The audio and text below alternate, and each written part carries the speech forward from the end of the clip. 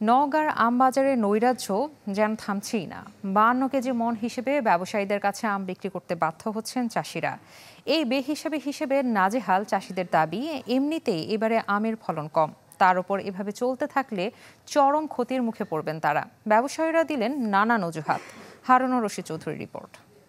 নগদের কাছে সব গ্রাহকই প্রিয়, তাই তো সারা দেশে ক্যাশ আউট চার্জ সবচেয়ে কম। নওগাঁর সাপাহারের আমের বাজার ভরা মৌসুম হওয়ায় বড় ব্যবসায়ীদের আনাগোনায় প্রতিদিনই মুখর থাকে বৃহত্তর এই বাজারটি। তবে এর মাঝেই ব্যবসায়ীদের নৈরাজ্যের শিকার হচ্ছেন আম চাষিরা।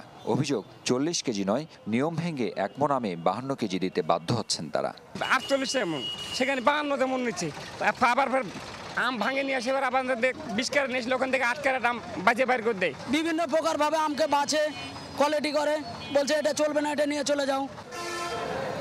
আম চাষিরা বলছেন, এবারে এমনিতেই ফলন কম, যতটুকু আছে তাও ঠিকঠাক বিক্রি করতে না পারলে লাভবান হওয়া সম্ভব নয়।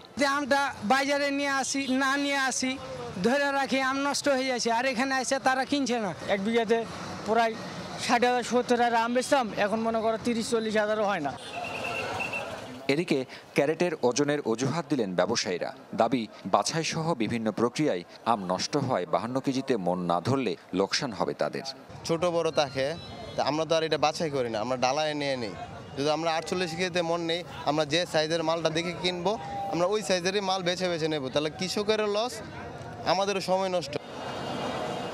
এমন পরিস্থিতিতে বাজারে নৈরাজ্য ঠেকাতে যৌথভাবে কাজ করার কথা জানিয়েছে কৃষি বিপণন অধিদপ্তর ও জেলা প্রশাসন। প্রয়োজনে মোবাইল কোর্ট পরিচালনার কথাও বলছেন তারা। দাম ভালো, কিন্তু কিছু কিছু ক্ষেত্রে হয়তো তারা ব্যবসায়ীর কাছে জিম্মি হচ্ছে। পদক্ষেপ নিব যে প্রশাসনের সহযোগিতায় আমরা যদি এরকম কোনো অসঙ্গতির খবর পাই, আমরা প্রশাসনের সহযোগিতায় মোবাইল কোর্ট পরিচালনা করব। ওজনের বিষয়ে আমরা কঠোর অবস্থানে।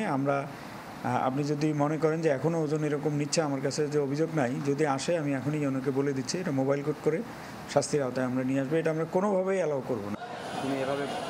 এবছর নওগাঁয় 2,500 কোটি টাকার আম বাণিজ্যের প্রত্যাশা কৃষি সম্প্রসারণ অধিদপ্তরের। হারুন রশিদ চৌধুরী, চ্যানেল 24, নওগাঁ।